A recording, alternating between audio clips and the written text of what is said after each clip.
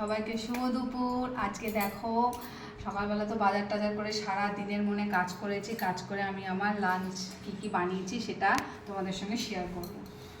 এইখানে দেখো, এখানে গরম গরম ভাত করে নিয়েছি, আলু সেদ্ধও দিয়েছি।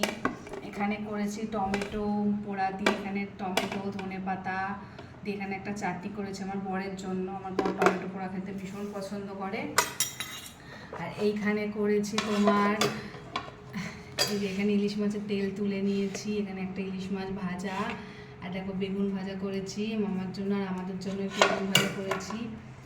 আর এখানে আমার বরের জন্য কাঁচামূলো কেটে নিয়েছি।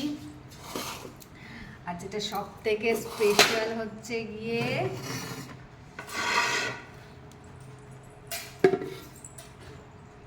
ইলিশ মাছ দিয়ে বেগুন দিয়ে ঝোল, যেটা আমার সব থেকে ইলিশ মাছের এটা আমার বেস্ট লাগে, এটা খেতে আমার সব থেকে বেশি ভালো লাগে। আর একটা করেছি, আর এখানে করেছি 2 পিস মাছ ভাপা করেছি।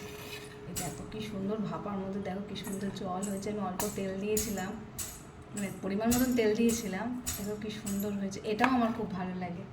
তো চলো লাঞ্চের থালাটা সাজিয়ে তোমাদেরকে দেখাচ্ছি।